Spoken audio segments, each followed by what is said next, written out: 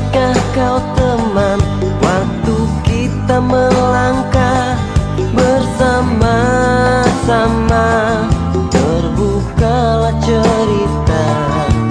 Semua kan terdengar nyata ketika hati kita lantunkan nada arah tujuan yang sama. Dimana lelahnya hari tak lagi kita sesali, kita terima semua apa adanya, dan tak kenal putus asa untuk ukir semua mimpi kita, meski terkadang terhalang dan tertahan. Masih ingatkah kau teman, waktu kita mencoba saling bersandar dan perlihatkan indahnya masa depan. Assalamualaikum warahmatullahi wabarakatuh. Selamat berjumpa kembali dengan saya Rusman pada pelajaran Kimia Organik semester genap tahun pelajaran 2020-2021. Semoga kalian semuanya dalam keadaan sehat walafiat, tidak kekurangan sesuatu apapun. Pada pertemuan kali ini, kita akan mencoba membahas salah satu topik kimia organik yang sangat menarik. Dibilang menarik karena topik saat ini sangat erat kaitannya dengan kehidupan sehari-hari, yaitu tentang aldehydes and ketone, aldehid dan keton. Seperti yang dilihat pada slide pertama ini, kalian bisa melihat ada beberapa tanaman dan jamur, di mana tanaman dan jamur ini mengandung salah satu dari senyawa yang kita pelajari saat ini, yaitu aldehid dan keton. Adapun materi yang akan kita pelajari sekarang adalah definisi dan struktur, kemudian nomenklatur atau tata nama, isomer, properties, preparation, dan interesting aldehyde and ketone. Tapi ini tidak akan selesai semua untuk pada pertemuan ini, jadi kita akan hanya membahas beberapa bagian saja. Yang pertama tentang definisi dan struktur, yang kedua nomenklatur atau tata nama, yang ketiga isomer, dan yang keempat sifat fisika aldehid dan keton. Untuk sifat kimia, pembuatan dan aldehid dan keton di alam yang sangat menarik akan dipelajari pada pertemuan berikutnya. Nah, kita coba bandingkan struktur dan definisi dari aldehid dan keton. Aldehid ini adalah senyawa yang mengandung gugus karbonil yang terikat dengan satu hidrogen atom. Dan maksudnya sebelah kirinya dengan alkil dan sebelah kanannya dengan hidrogen atom atau kebalikannya. Nah, gugus karbonil itu sendiri sudah pernah disinggung pada pertemuan sebelumnya, yaitu disimbolkan dengan huruf C double bond O. Nah, rumus struktur dari aldehid ini sesuai dengan yang sudah kita pelajari pada saat gugus fungsi, belajar gugus fungsi, yaitu RCOH. Nah, ini aldehid bisa digambarkan seperti ini strukturnya. Contohnya adalah senyawa ini. Belum tentu, maksudnya belum wajib dulu untuk menentukan ini namanya apa. Jadi kita sekarang lihat dulu struktur aldehid itu seperti apa. Nah, aldehid juga bisa dituliskan dalam bentuk rumus struktur, yaitu ARCOH. Nah, di mana AR ini disebut dengan aryl. Kalau sebelumnya di sini kan ada R alkyl. Nah, di sini AR dari kata aromatik, tapi karena bentuknya suatu alkyl namanya jadi aryl. Contoh senyawanya seperti ini. Dan yang bentuk benzena tapi kehilangan satu atom hidrogen itu namanya penil. Penil kalau dibuat dalam rumus molekul C6H5. Nah, sementara untuk keton, kalau kita bandingkan dengan aldehid, keton sama juga mengandung gugus karbonil, tapi terikat dengan dua atom karbon secara langsung. Jadi kalau aldehid tadi terikat dengan satu alkil dan atau aril dan hidrogen, maka di sini untuk yang keton terikat kiri kanannya dengan karbon. Karbon di sini dalam bentuk alkil. Ini contohnya senyawa seperti ini. CH3, COCH3. Nah, untuk keton, karena R-nya ada 2, bisa diganti-ganti dengan AR, maka sebelah kiri dan kanan ketonnya bisa berbeda. Di sini, kalau bentuknya seperti ini, AR, COR, ini contohnya seperti ini. Ini aromatiknya, ini CO-nya, ini CH3 sebagai R-nya. Kemudian di sini ada AR, CO, AR. Nah, kita gambarkan contoh yang paling sederhana adalah seperti ini, penil, CO, penil. Sudah bisa membedakan antara aldehid dan keton. Kita lanjut. Nah, bagaimana cara memberikan tata nama untuk aldehid dan keton? Ini saya anggap ini lebih mudah dibandingkan dengan cara kita memberi tata nama untuk alkana. Tata nama alkana kemarin sudah sukses dipelajari dan kalian sudah mendapatkan nilai dan saya rasa sudah cukup mumpuni sebagai bekal untuk belajar tata nama senyawa-senyawa lain. Maka di sini kalau tata nama senyawa alkana sukses, maka di sini tata nama aldehid dan keton akan menjadi lebih lancar. Nah, kita mulai dari tata nama aldehid untuk yang IUPAC system. Nah, yang pertama, ya, find the longest continuous chain that includes the carbonyl carbon. Jadi di sini kita yang pertama menentukan cetar panjang dulu, ya. Tapi cetar panjangnya harus melewati gugus karbonilnya. Jadi gugus karbonil itu harus ada di dalam cetar panjang. Nah, kita tandain cetar panjangnya seperti ini. Kemudian setelah ditemukan cetar panjangnya, maka kita tentukan nomor satunya, dan nomor satunya adalah dari C karbonilnya. Jadi selalu dari C karbonil kalau di aldehid nomor satunya. Kemudian di sini untuk menentukan nama induknya, maka kita menggunakan akhiran al dengan cara menggantikan, kalau di alkana kan akhirannya gitu ya, kalau dalam bahasa alkane gitu dalam bahasa Inggrisnya, tapi kalau di sini diganti dengan al. Jadi alkanal. Nah, kemudian karena ini ada 8, maka nama rantai induknya adalah oktanal. Jadi sebelum lupa bahwa nama IUPAC dari aldehid seperti yang sudah disampaikan di materi gugus fungsi itu adalah alkanal. Nah, alkanal ini adalah menunjukkan bagaimana cara kita memberikan namanya. Alkanal singkatan dari jadi alkana ditambah akhiran al seperti itu. Kemudian berikutnya kita mengidentifikasi substituen pada rantai induk. Nah, ini substituen ini kan beda, ada perbedaan dengan alkil. Kalau alkil itu kan CH3, C2H5. Nah, sementara substituen itu adalah selain alkil. Jadi cabang selain alkin. Nah, di sini berarti kan hanya ada satu cabang di sini, yaitu metil. Nah, karena di sini sudah teridentifikasi semuanya, maka dalam memberikan namanya kita tidak jauh beda dengan alkana ya, sama. Jadi namanya bisa digambarkan seperti ini. 5-metil oktanal. Oktanal itu induknya, kemudian ada metil pada nomor 5. Itu sangat gampang sekali. Ini contoh yang kedua. Kalau gambarnya seperti ini, udah otomatis nomor satunya dari sini ya, 1. Jadi 1 itu selalu gugus karbonil. Ya, ini kita coba diberikan nomor untuk cabang-cabangnya. Ini ada Cl di nomor 2, kemudian ada metil di nomor 3 dan 5, dan ada Br di nomor 6. Nah, karena dalam penulisan nama kita harus alfabetis, berarti yang ditulis terlebih dahulu adalah Br. Berarti di sini namanya adalah 6 bromo, 2 kloro, 3,5 dimetil heptanal. Karena di sini C terpanjangnya ada 7. Itu tata nama IUPAC, sangat mudah. Berikutnya untuk yang common name-nya. Nah, common name-nya itu agak unik ya, karena kalau di IUPAC kita menggunakan penomoran alkil atau cabang itu menggunakan angka 1, 2, 3.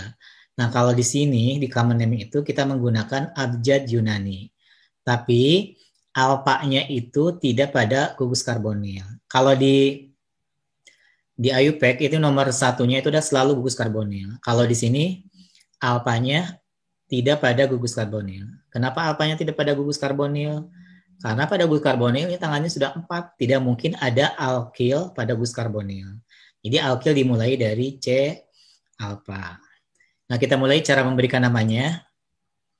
Nah, pertama kita harus menentukan parent chain-nya. Nah, parent chain-nya itu untuk yang sebenarnya asal-usul parent chain dari aldehid itu berasal dari history name atau nama sejarah dari asam karboksilatnya. Maksudnya seperti apa sih? Di sini aldehid yang C-nya 1 namanya formaldehid. Kemudian aldehid yang C-nya 2 namanya asetaldehid. Nah, formaldehid dan asetaldehid ini berasal dari nama asamnya itu untuk formaldehid dari formic acid.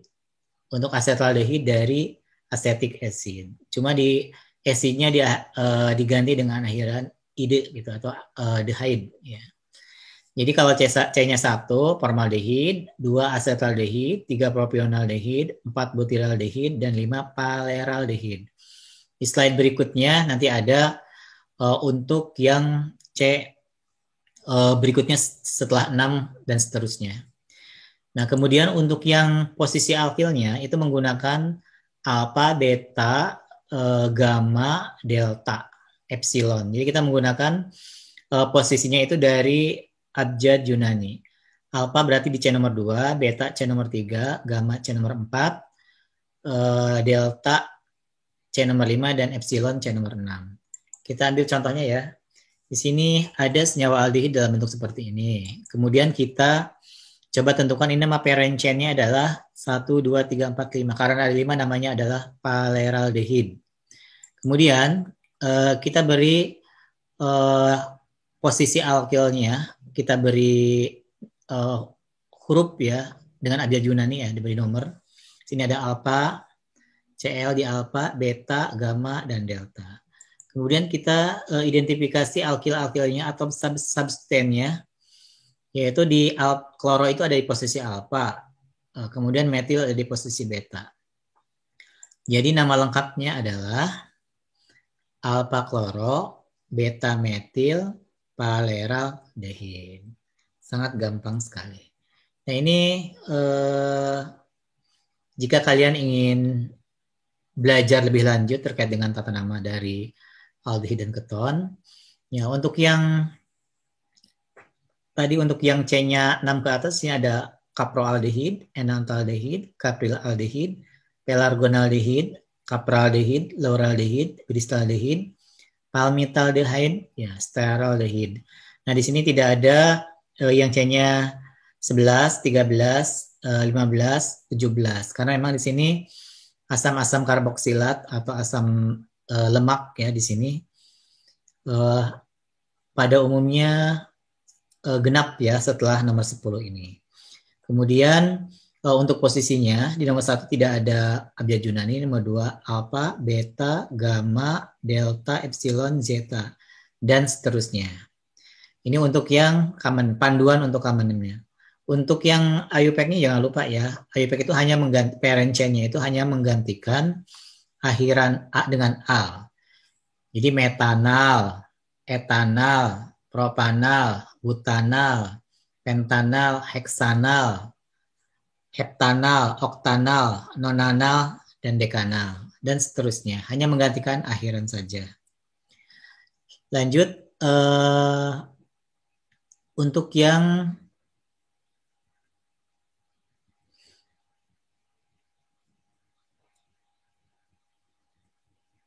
keton. Ya. Untuk yang keton ini, yang pertama kita sama ya, menentukan C terpanjangnya dulu. Ya. Nah, sini ada contohnya langsung. Kemudian kita tandain C terpanjangnya. Nah, di sini ada pemberian nomor sama.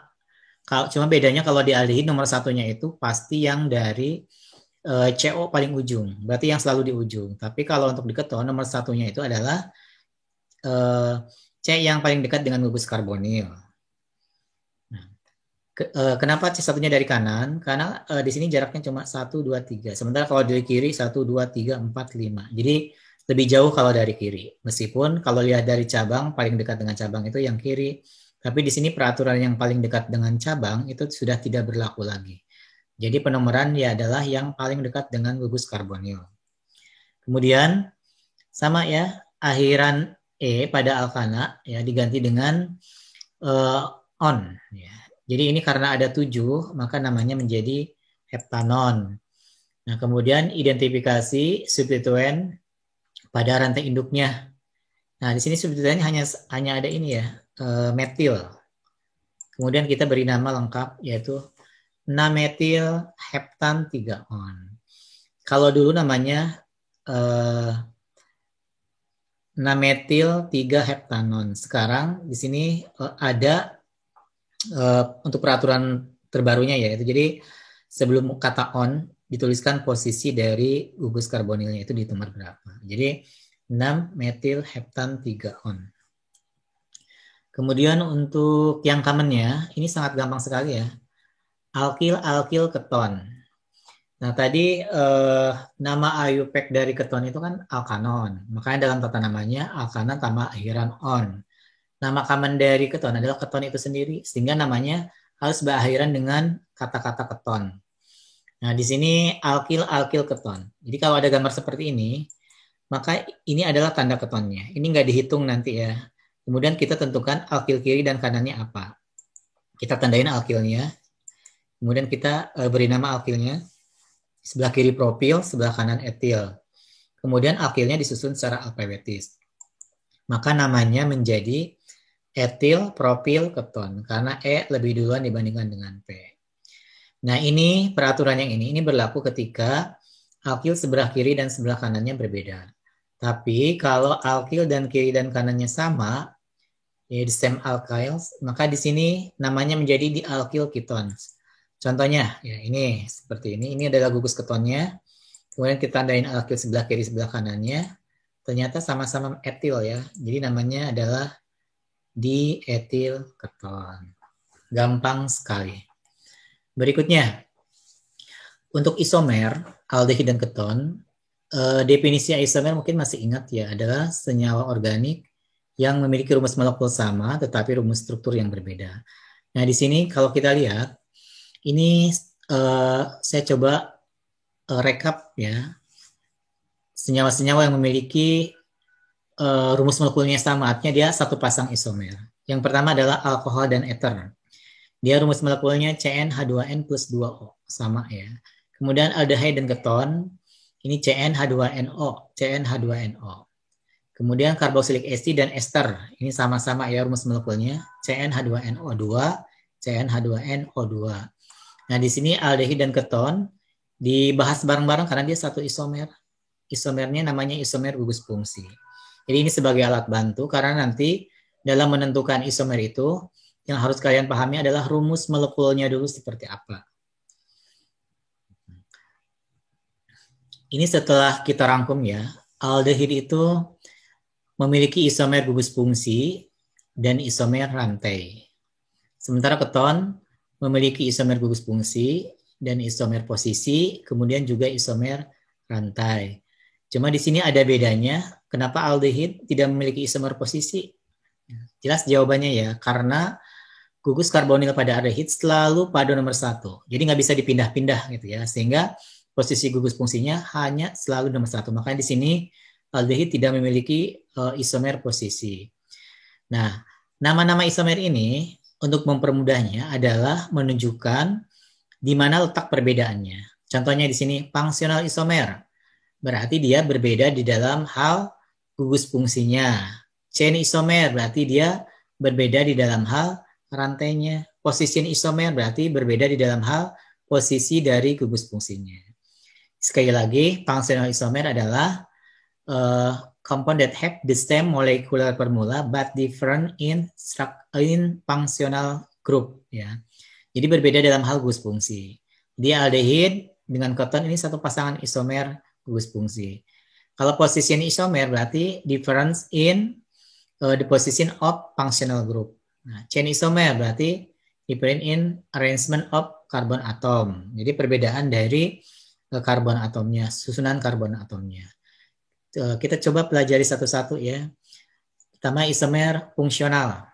Kita ambil contoh yang paling sederhana C3H6O, tetapi ini bisa diterapkan untuk yang lainnya. Nah, ini ada propanal. Kalau di ketonnya ada propanon. Kita lihat ini rumus molekulnya sama-sama C3H6O. Tapi ini namanya bisa beda. Ini propanal, ini propanon. Nah, ini kita sebut sebagai isomer gugus fungsi. Rumusnya molekulnya sama, tapi gugus fungsinya yang berbeda. Yang sebelah kiri gugus fungsi aldehid, yang sebelah kanan gugus fungsi keton. Nah, ini kita sebut sebagai fungsional isomer. Ini aldehidnya, ini ketonnya. Bedanya di situ. Kemudian yang kedua, position isomer. Tadi berbeda dalam hal posisi. Nah, aldehid, coba kita lihat. Tadi no position isomer. Tadi alasannya sudah jelaskan. Sementara keton, kita lihat perbedaan posisi dari karbonilnya. Ini posisinya nomor 2. Nah, maka namanya pentan 2 on. Jadi, pentan 2 on. Ini karbonil nomor 3. Berarti pentan 3 on. Atau jadi pentan 3 on. Nama ininya, nama IUPAC-nya. Jelas ya perbedaannya. Jadi kalau posisi itu berbeda dalam posisi karbonilnya. Kemudian berikutnya chain isomer. Jadi kita pilih, jadi caranya kita gambarkan dulu semua struktur yang mungkin dari C5H10O untuk aldehid dan keton. Kemudian kita identifikasi mana yang merupakan isomer rantai, artinya yang berbeda dalam rantainya. Kalau rantainya berbeda, berarti yang harus kita amati yang samanya itu adalah posisi dari gugus fungsinya. Misalnya di sini di aldehid. Ini aldehidnya sama gugus fungsi aldehidnya sama-sama di nomor 1. Nah, ternyata kalau yang ini namanya pentanal, ketika yang bentuknya bercabang ini namanya menjadi 3-metil butanal. Ini posisinya sama tetapi rangkanya berbeda. Kemudian di keton, contohnya seperti ini ya. Ini posisinya di nomor 2, tapi yang gambar yang pertama namanya pentan 2 on atau pentan 2 on. Yang ini 3-metil butan 2 on. Beda namanya gitu ya, tapi posisinya sama, nomor 2, nomor 2. Kemudian berikutnya kita akan belajar terkait dengan sifat fisika dari aldehid dan keton. Tapi sebelum ke sana kita wajib mempelajari terkait dengan karakteristik dari gugus karbonil itu sendiri. Nah, tadi disinggung di awal bahwa gugus karbonil itu terdiri dari atom karbon yang berikatan rangkap 2 dengan oksigen. Nah, kalau kita sudah paham terkait dengan sifat dari karbonil ini, maka akan mempermudah nanti dalam belajar terkait dengan sifat fisika dan kimia dari aldehid dan keton. Ini adalah namanya karbonil grup karbon. Jadi gugus karbonil. Nah, di sini ada delta negatif, artinya partial negative charge. Jadi ini artinya dia muatannya negatif, relatif negatif dibandingkan dengan karbon. Karbon delta positif, artinya partial positive charge. Jadi dia itu lebih positif dibandingkan dengan oksigen. Ini ada beberapa informasi terkait dengan gugus karbonil, bahwa gugus karbonil itu adalah merupakan yang gugus fungsi yang polar ya.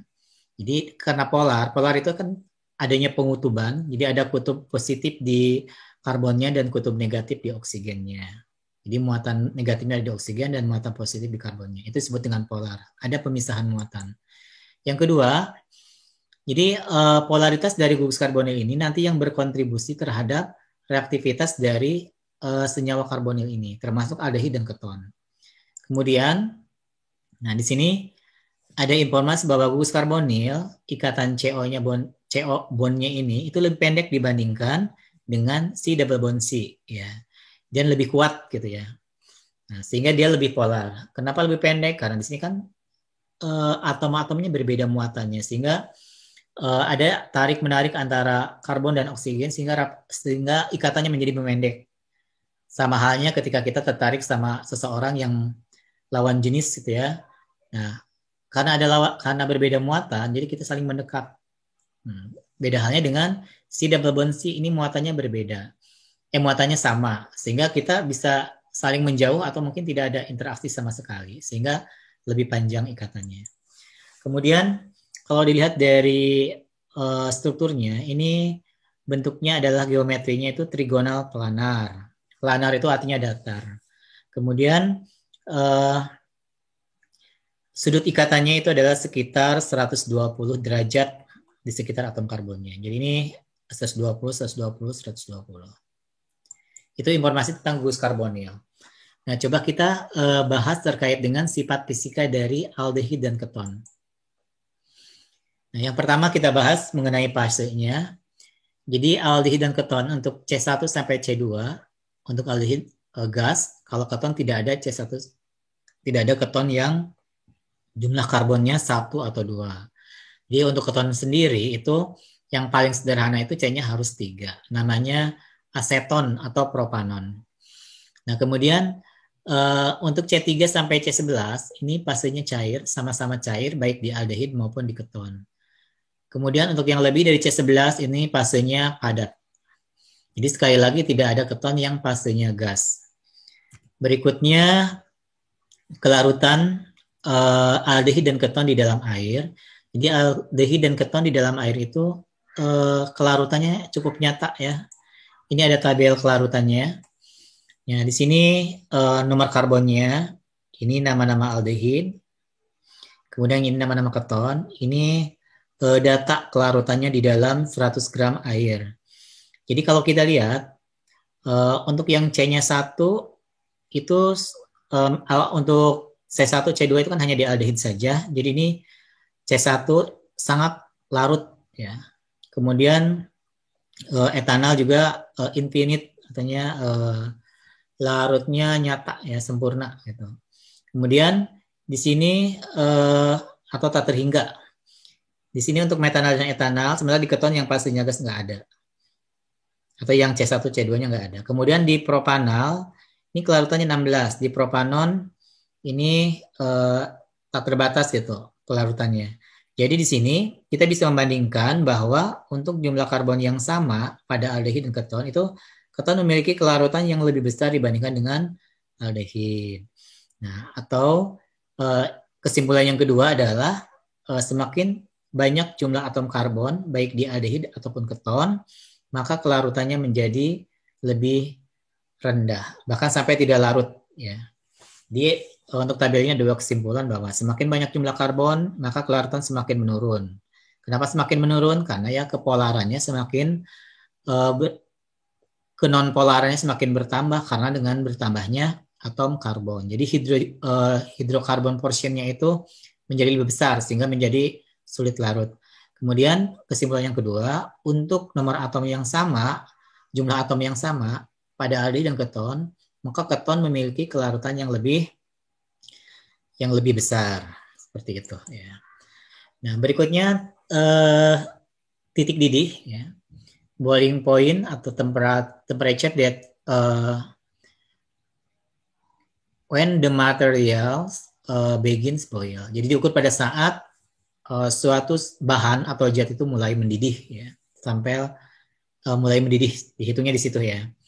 Nah, kita akan mencoba membandingkan posisi aldehid dan keton itu kelarutan titik didihnya itu ada di mana gitu ya. Nah, di sini ternyata keton dan aldehid itu ada di tengah-tengah. Jadi kalau kita lihat ini kelarutan yang paling rendah itu adalah alkana, kemudian ke ether, aldehid, bukan kelarutan, titik didihnya alkana, ether, aldehid, keton, alkohol, karboksilik acid. Nah, pertanyaannya, apa sih yang menyebabkan kelarutan semakin ke kanan itu, boiling point semakin ke kanan itu semakin besar? Yaitu adalah ditentukan oleh gaya atau interaksi yang terjadi di dalam molekul tersebut. Jadi untuk alkana nanti bisa dijelaskan oleh yang namanya dispersion force. Jadi gaya dispersi. Untuk ether nanti akan dijelaskan dengan weak dipole-dipole interaction atau dipole-dipole interaksi dipole-dipole tapi lemah. Untuk aldehid dan keton nanti bisa dijelaskan dengan konsep strong dipole-dipole interaction. Sementara untuk alkohol dan karboksilik acid yang menyebabkan dia titik didihnya lebih tinggi dibandingkan dengan senyawa yang lain adalah karena adanya hydrogen bonding. Kita coba perkenalan dulu dengan istilah-istilah gaya-gaya ini atau interaksi ini. Nanti di slide berikutnya kita gambarkan contoh interaksi yang terjadi.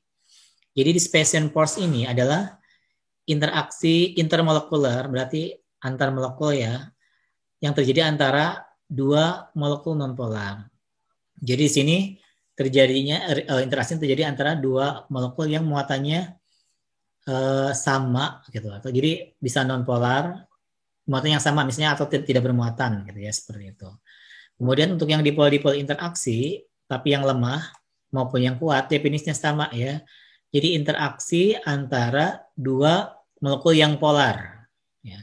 Jadi kalau yang di spesies yang non polarnya, ini yang polarnya. Jadi ini sebenarnya definisinya bisa berkembang. Jadi yang definisi yang saya berikan ini adalah definisi yang gampang untuk dicerna ya. Sementara ikatan hidrogen di sini adalah interaksi antara atom hidrogen yang berikatan secara kovalen dengan atom yang sangat elektronegatif ya, yaitu misalnya contohnya ada nitrogen, oksigen ataupun fluor.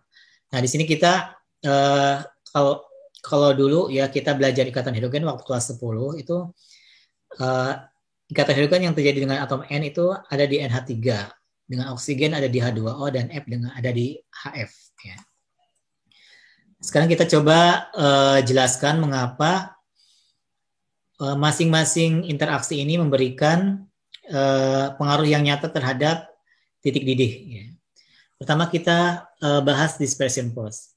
Jadi kalau kita lihat di sini ada metana dengan metana. Sebenarnya metana dengan metana itu kan muatannya sama. Metana itu bahkan tidak bermuatan. Nah, karena terjadi interaksi antara molekul atau gesekan, maka salah satu dari metana itu dia memposisikan diri sebagai bermuatan positif. Sementara yang satunya lagi bermuatan negatif. Sehingga di sini ada interaksi. Ini seolah-olah ya muatannya. Nah, ini sama halnya dengan kehidupan sehari-hari ya. Jadi misalnya laki-laki dengan laki-laki, ini muatannya kan sama. Tapi karena sering ketemu, karena sering interaksi, jadi akhirnya ada daya tarik ya.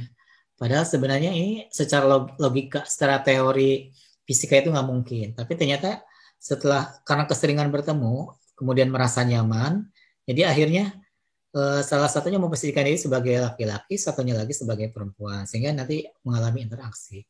Ini gambaran dari dispersion force. Jadi dari muatan yang awalnya itu yang awalnya sama gitu ya. Kemudian ada weak dipole-dipole interaksi.